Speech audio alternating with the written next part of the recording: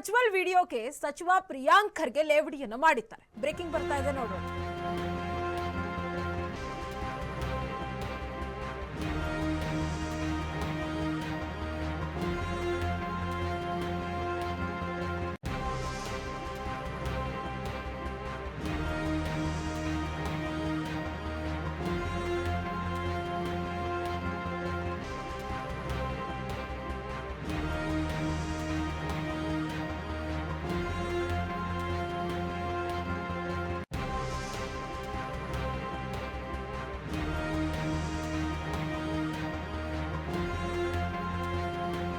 ಸಚಿವ ಪ್ರಿಯಾಂಕ್ ಖರ್ಗೆ ಲೇವಡಿ ಮಾಡಿದ್ದಾರೆ.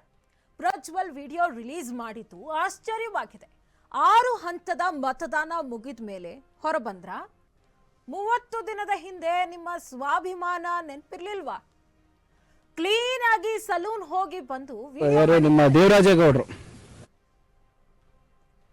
ಪ್ರಜ್ವಲ್ಗೆ ಖಿನ್ನತೆ ಏನಾದ್ರೂ ಕಾಣ್ತಿದ್ಯಾ ಅಂತ ಹೇಳಿ ಪ್ರಿಯಾಂಕ್ ಖರ್ಗೆ ವಾಗ್ದಾಳಿಯನ್ನ ನಡೆಸಿದ್ದಾರೆ. ಇನ್ನು 2 ನಿಮಿಷ 57 ಸೆಕೆಂಡಿನ ಪ್ರಜ್ವಲ್ ರೇವಣ್ಣ ವಿಡಿಯೋ ಮಾಡಿದ್ರು.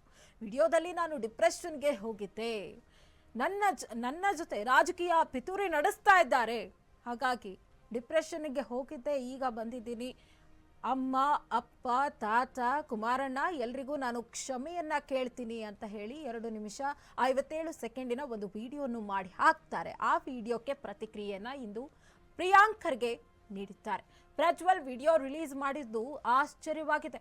6 ಹಂತದ ಮತದಾನ ಮುಗಿದ ಮೇಲೆ ಹೊರಬಂದ್ರ ಡಿಪ್ರೆಷನ್ ಇಂದ 30 ದಿನದ ಹಿಂದೆ ನಿಮಗೆ ಸ್ವಾಭಿಮಾನ ನೆನಪಿರ್ಲಿಲ್ವಾ? ಕ್ಲೀನ್ ಆಗಿ ಸಲೂನ್ ಹೋಗಿ ಬಂದು ವಿಡಿಯೋ ಮಾಡಿದ್ದಾರೆ. ಪ್ರಜ್ವಲ್ಗೆ ಖಿನ್ನತೆ ಏನಾದ್ರೂ ಕಾಣಿಸ್ತಿದ್ಯಾ ಅಂತ ಹೇಳಿ ಪ್ರಿಯಾಂಕ್ ಖರ್ಗೆ ಲೇವಡಿಯನ್ನು ಮಾಡಿದ್ದಾರೆ.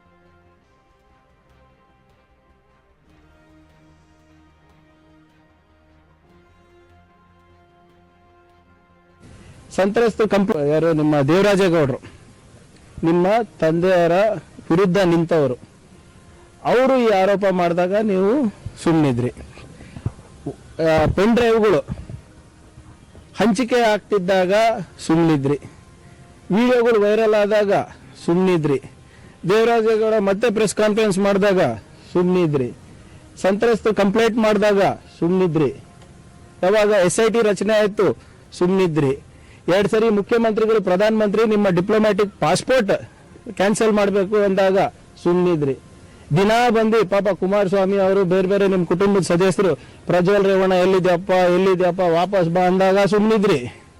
ಯಾರು ನಿಮ್ಮ ದೇವರಾಜೇಗೌಡರು, ನಿಮ್ಮ ತಂದೆಯವರ ವಿರುದ್ಧ ನಿಂತವರು, ಅವರು ಈ ಆರೋಪ ಮಾಡಿದಾಗ ನೀವು ಸುಮ್ಮನಿದ್ರಿ. ಪೆನ್ ಡ್ರೈವ್ಗಳು ಹಂಚಿಕೆ ಆಗ್ತಿದ್ದಾಗ ಸುಮ್ಮನಿದ್ರಿ. ವಿಡಿಯೋಗಳು ವೈರಲ್ ಆದಾಗ ಸುಮ್ಮನಿದ್ರಿ. ದೇವರಾಜೇಗೌಡ ಮತ್ತೆ ಪ್ರೆಸ್ ಕಾನ್ಫರೆನ್ಸ್ ಮಾಡಿದಾಗ ಸುಮ್ಮನಿದ್ರಿ. ಸಂತ್ರಸ್ತ ಕಂಪ್ಲೇಂಟ್ ಮಾಡಿದಾಗ ಸುಮ್ಮನಿದ್ರಿ. ಯಾವಾಗ SIT ರಚನೆ ಆಯಿತು ಸುಮ್ಮನಿದ್ರಿ. 2 ಸರಿ